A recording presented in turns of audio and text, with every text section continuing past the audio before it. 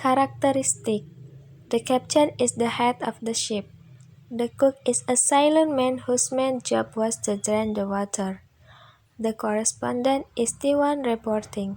He is a fighter too and doesn't buckle under the pressure on the boat. The oiler is the most loyal worker. Setting and themes: the whole story is set in the sea with a detailed description of the sea and the waves. There are references to the boat as well. Man versus nature is the main theme of the story. Climax: the climax in this story is these four men jump out of the boats and swim to land. Then a man who was on the island comes running out and helps them. The climax happens towards the very end in this story. Conflict: the men struggle against their exhaustion and hunger. They need to stay alert in order to stay alive, but this is difficult in their condition, especially since they haven't slept in 2 days.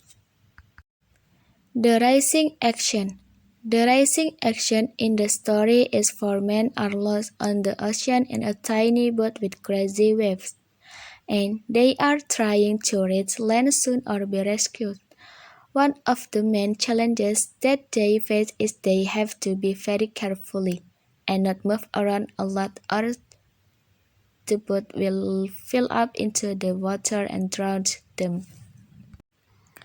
Falling action: in this story, the falling action is when the men all reach the shore and a bunch of other men and women come running towards them with blankets, and they see one of their friends die.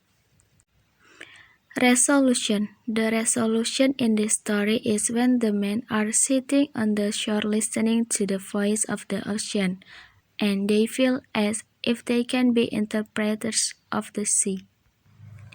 Plot summary: the oiler, the cook, and the correspondent try to keep their spirit up, noting that the offshore wind they are feeling improves their odds of surviving. The captain, more knowledgeable than they, is less optimistic. He chuckles at their comment in a way that expresses humor, contempt, tragedy, all in one. But then he realizes understanding, as they all do, that optimism is better than hopelessness. He finally says that they get ashore all right. His tone is that of a parent calming his children.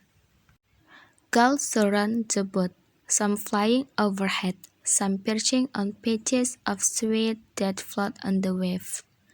All four men see the birds as uncanny and sinister, then gruesome and ominous. Meanwhile, the correspondent and the oiler take turns rowing, periodically changing position through a painfully executed series of movements designed to prevent the boat from capsizing.